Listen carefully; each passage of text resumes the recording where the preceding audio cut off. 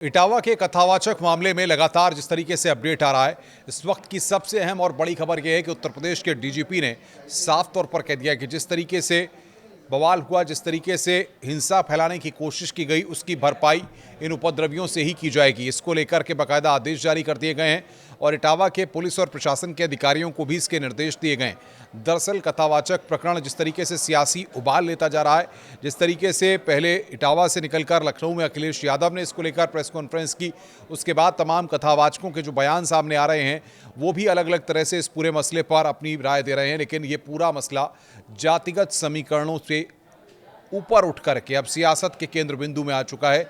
जाति को लेकर के जिस तरीके से सियासी उबाल इस पूरे मसले पर देखने को आया है, वो कहीं ना कहीं राजनीतिक दलों के लिए भी एक मुद्दा बन गया और इस मुद्दे को लेकर चाहे चंद्रशेखर की पार्टी हो, चाहे अखिलेश यादव की समाजवादी पार्टी हो या और भी दल जो हैं वो अपनी अपनी बातों को रख रहे हैं। वहीं साथ ही साथ आपको बता दें कि तमाम जो कथावाचक हैं वो अपनी जाति को लेकर के या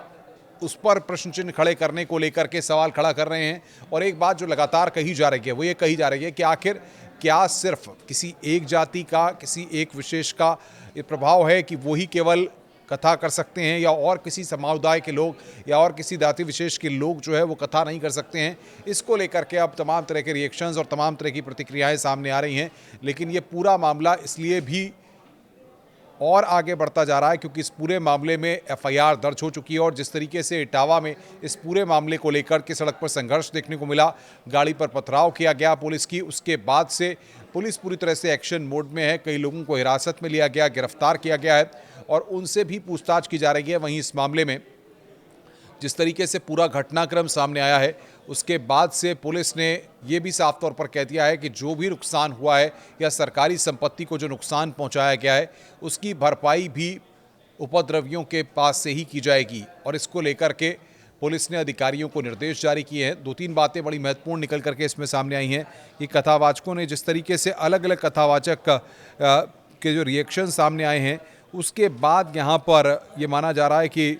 जो चोटी काटना था उसको कई लोग अपमान मान रहे हैं। तो ये लोग कह रहे हैं कि जिस तरीके से छेड़छाड़ की गई उसको कई लोग जो है अपने ज़रिए से देख रहे हैं कि महिलाओं के साथ वहाँ पर छेड़छाड़ की गई। लेकिन 21 जून की वो तारीख है जब भगवत कथा की शुरुआत हुई थी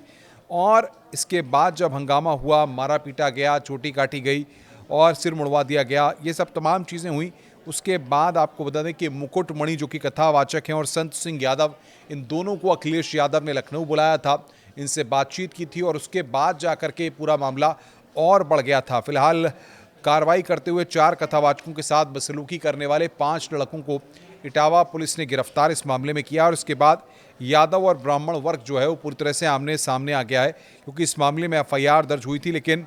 ये बात आपको बता दें कि 2023 में भी यहाँ पर भागवत कथा हुई थी, तब इस तरीके की चीज़ नहीं थी क्योंकि इटावा से लगभग 35 किलोमीटर की दूरी है दादरपुर गाँव की,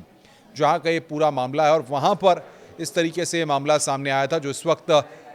बहुत सुर्खियों में है और लगातार इस पर तमाम रिएक्शंस भी सामने आ रहे हैं। वहीं आपको बता दें कि जो 2-3 महत्वपूर्ण खबरें आई हैं वो ये निकल करके आई हैं कि मुकुटमणि पर महिलाओं ने धोखाधड़ी और छेड़छाड़ का जो आरोप लगाया था, पुलिस उन मामले की भी जांच कर रही है। इटावा के कथावाचकों की क्योंकि जाति पर बवाल मचा हुआ है और जो आधार कार्ड निकल करके सामने आया उसके जरिए भी लगातार बवाल मचा हुआ है। तो ऐसे में अलग अलग जो कथावाचक हैं, जो धर्माचार्य हैं, वो अपने रिएक्शन दे रहे हैं। लेकिन ज़्यादातर जो रिएक्शंस आ रहे हैं उसमें जो चोटी काटना है उसको गलत बताया गया, उसको एक अपमान बताया गया है। नमस्कार।